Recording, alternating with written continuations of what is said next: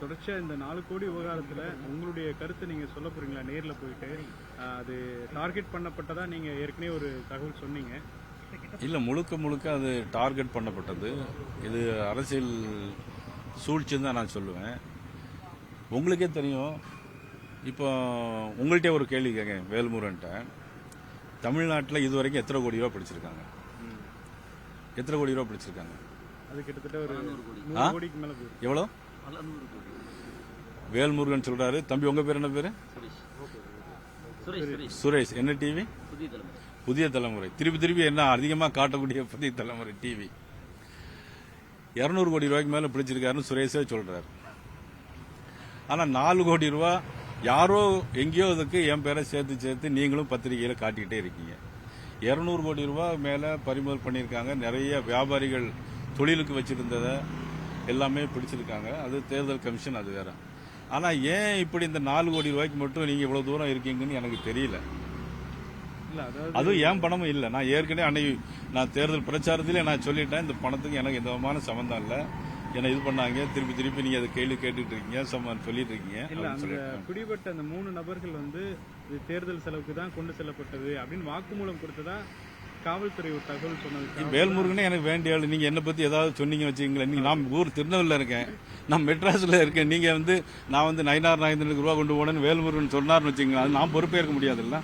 திட்டமிட்டு இது சொல்லியிருக்காங்க. அது நீங்களே புரிஞ்சுக்கிட்டா சரிதான். 3 பேருமே உங்களுக்கு தெரிஞ்ச அறிமுகமான நபர்கள் சொல்றாங்க. அந்த 3 பேர் இல்ல, நிறைய பேர் எனக்கு தெரிஞ்சவங்க, சொந்தக்காரங்க நிறைய பேர். நான் நிறைய திருப்பி சொல்லியிருக்கேன். நீங்க திருப்பி அதே கேட்டுட்டு இருக்கீங்க. உங்களுக்கு புரியுதா இல்லையா? நான் தமிழ்ல தான் சொல்றேன். நான் ஏன் டார்கெட் பண்றாங்க? அதான் நானே உங்கள்கிட்ட கேட்கேன். 200 கோடி ரூபாய்க்கு மேல பிடிச்சிருக்காங்கன்னு நீங்களே சொல்றீங்க. பட் என்ன 4 கோடி ரூபாய் யாரோ எங்கேயோ பறி கொடுத்ததுக்கு அதுக்கு என்கிட்ட திருப்பி கேட்காங்க. நீங்களே திருப்பி அந்த கொஸ்டின் கேட்டுட்டே இருக்கு. 4 கோடியா இருந்தாலும் வாக்காளருக்கு பணம் கொடுத்து கொண்டு செல்லப்பட்டதாக அந்த பணத்துக்கும் எனக்கு சம்பந்தம் தானே சொன்னேன். தமிழ்ல தானே சொன்னேன். இப்ப உங்களுக்கு சுரேஷுக்கு புரியலையான்னு தெரியல.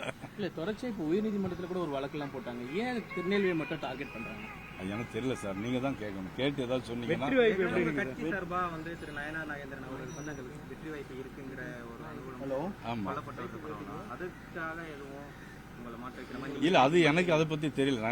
எனக்கு இந்த கேசியும் ஜோசியம்லாம் தெரியல. நான் பத்திரிகை காமெடி நான் பெரிய மிகப்படுத்தி நான் பேச வேண்டிய எதுவும் இல்லை. என்னை பத்தி நல்லா தெரியும் உங்களுக்கு. அந்த பணத்துக்கு எனக்கு சம்பந்தம் இல்லைன்னு நான் நிறைய வாட்டி சொல்லியாச்சு.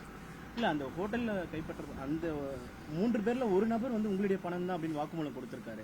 அப்படி யாரும் கொடுத்த மாதிரி எனக்கு தெரியல. நீங்க இருந்தா சொல்லுங்க, அந்த காப்பி இருந்தா கொடுங்க. இல்ல, அதுவும் திட்டமிட்ட சதியா? இல்ல, அந்த ஏதாவது காப்பி இருந்தா கொடுத்தா பார்த்துட்டு நான் சொல்றேன். அவர் அந்த பையனை விசாரிக்கணும், எல்லாம் பண்ணணும். அதுக்கு கோர்ட்டு இதெல்லாம் இருக்கு.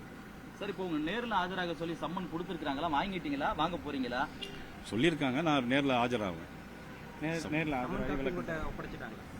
இன்னைக்கு வருதுன்னு சொன்னாங்க. இதுல இடி விசாரிக்கணும்னு சொல்லி கோர்ட்ல ஒரு பெட்டிஷன் கொடுத்தா தள்ளுபடி பண்ணிருக்காங்க. அந்த அளவுக்கு டார்கெட் பண்றவங்க யார்? நீங்க யார் சந்தேகிக்கிறீங்க? இதுல யாரை சார் குறை சொல்ல முடியும்? யாரையும் ஏடிஎம்கேன்றீங்களா? யாராச்சும் இது பின்புலம் இருக்காங்களா? அப்படி எதுவும் குற்றச்சாட்டு வைக்கிறீங்களா மறைமுகமா? அது இருவர் மீதும் குற்றம் இல்லை, இறைவன் செய்த குற்றம் மாதிரி இறைவன் தான் கேட்கணும்.